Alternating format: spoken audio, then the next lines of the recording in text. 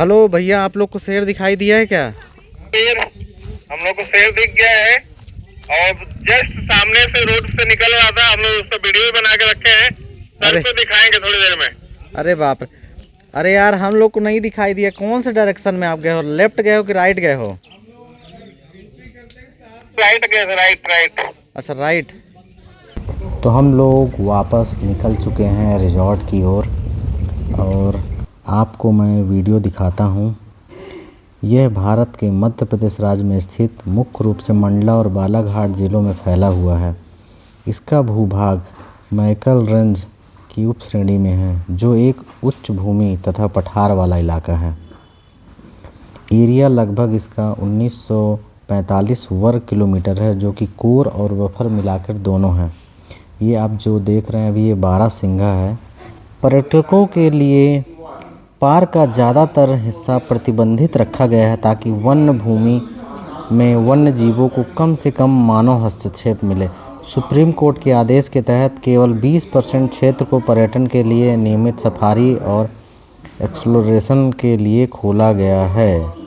इसका मतलब है कि 80% जंगल मुख्यतः संरक्षण अभ्यारण्य उद्देश्य के लिए सुरक्षित है, जो कि कोर जोन बोला जाता है। लगभग 20% क्षेत्र में वन विभाग द्वारा आयोजित पर्यटक गतिविधि jeep canter safari, photo safari आदि होती है। कान्हा किसली टाइगर रिजर्व में मिलने वाला बारहसिंघा हार्ट ग्राउंड बारहसिंघा के नाम से प्रसिद्ध है।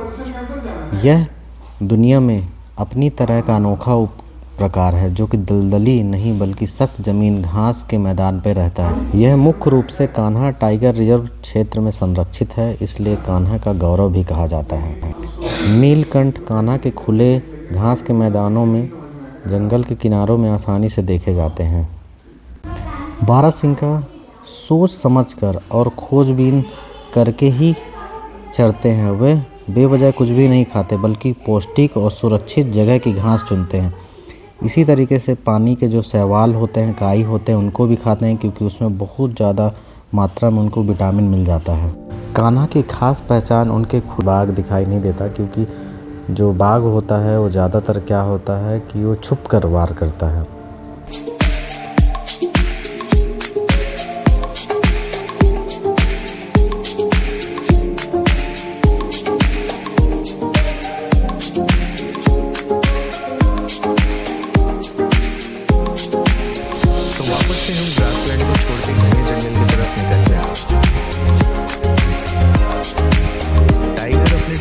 के लिए कंटिन्यूस चलता रहता है और इसकी लोकेशन पल पल में बदल जाती है।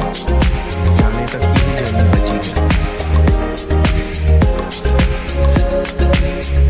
है। दिन लगभग ख़त्म हो चुका था। हमने उम्मीद भी छोड़ दी थी, लेकिन कान्हा ने आखिरी पल में ऐसा तोहफा दिया, एक नहीं दो नहीं पूरे 3 बाघ।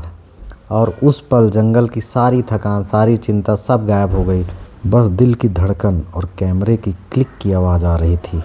यहाँ खुले घास के मैदान है, इसलिए टाइगर को देख पाना अपेक्षाकृत आसान है। मजबूत शिकार आधार जैसे हिरण गौर होने की वजह से बाघ स्वस्थ रहते हैं। संरक्षण व्यवस्था बहुत ही सख्त है।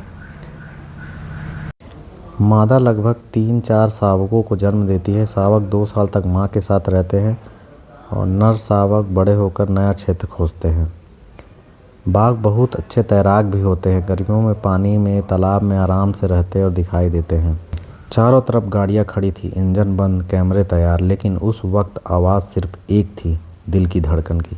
कान्हा टाइगर रिजर्व के उस शांत जंगल में अब अचानक झाड़ियों के पीछे हलचल हुई, तो ऐसा लगा जैसे वक्त भी ठहर गया हो। लोग सांस रोककर खड़े थे, कोई फुसफुसा भी नहीं रहा था। बस सबकी निगाहें एक ही दिशा पे जमी थी। और तभी घास के बीच में साउंड निकला हुआ जंगल का असली राजा बंगाल टाइगर। उसकी चाल में तो आत्मविश्वास था। वो बता रहा था कि यह उसका घर है और हम बस मेहमान हैं। उस पल सच में ऐसा लग रहा था जैसे सांसें थम गई हो, धड़कन रुक गई हो और जंगल बोल रहा हो, राजा आ चुका है।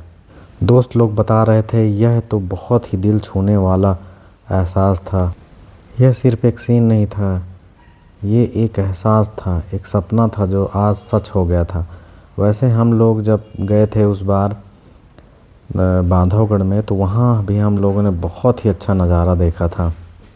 हमारी पूरी टीम ने उस पल को दिल खोल कर देखा और शायद ज़िंदगी भर याद रखने के लिए अपने दिल में कैद कर लिया। और इस वक्त मेरे बिल्कुल सामने शान से टहलते हुए, इधर उधर घूमते हुए बंगाल टाइगर। मैं सच कहूँ तो मेरे पास शब्द नहीं है। ये सिर्फ एक जानवर नहीं है, एक जंगल की ताकत है, ये प्रकृति का संतुलन है। ये वे एहसास है जिसे कैमरा पूरा कैद नहीं कर सकता।